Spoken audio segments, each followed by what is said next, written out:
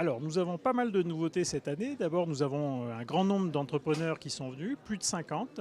Ensuite, on a des partenaires de cette opération aujourd'hui qui sont le Welcome City Lab qui a amené 8 porteurs de projets, donc qui s'est inscrit, qui va être créé bientôt sur Paris. On a un partenariat avec la région PACA qui nous a amené 5 entrepreneurs très intéressants et innovants de la région qui sont présents aussi. Et on a, chose un peu remarquable aussi, plus d'entreprises dans les technologies.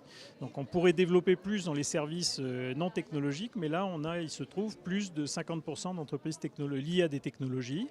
Un autre élément important dans l'innovation qui me paraît intéressant cette année sur la bourse, c'est qu'on a probablement plus de 50% de porteurs de projets qui sont des femmes.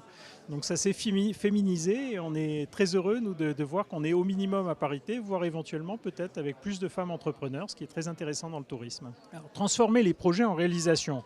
C'est pas moi qui le fais, parce que moi je suis juste un accompagnant qui propose aux gens de rencontrer les partenaires qui vont les aider à se développer. Donc les entrepreneurs qui sont là, on leur fournit une capacité à rencontrer des clients, à rencontrer des partenaires, à rencontrer des gens qui vont les orienter dans leur business model, dans leur organisation, etc., pour se développer encore plus. Et c'est comme ça qu'on leur fournit la capacité de se développer en fait. Mais ce n'est pas nous-mêmes qui les faisons, parce qu'en réalité, ce sont les entrepreneurs eux-mêmes qui se développent en utilisant cet outil. Oui, alors cette année, on a effectivement un certain nombre d'entreprises qui sont là depuis plusieurs années et qui reviennent, 4 roues sous un parapluie, on a d'autres entreprises comme ça. C'est très bien parce que ça veut dire qu'elles trouvent une matière pour se développer encore plus.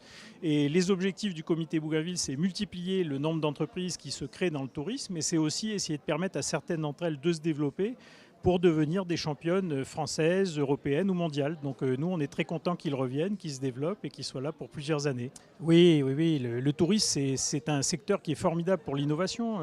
C'est un secteur qui peut se baser effectivement sur la technologie pour générer de l'innovation, mais pas que. On a aussi vraiment des chamboulements dans le service. On a tout un tas de secteurs ou de métiers vivants du tourisme qui ne demandent qu'à être innovés et à se développer à partir de nouveaux concepts, de nouvelles personnes qui vont faire marcher ces concepts, de nouvelles clientèles, etc. Donc le secteur du tourisme est un des secteurs, à mon avis, qui est le plus propice justement à l'innovation parce que c'est un métier sur le vivant.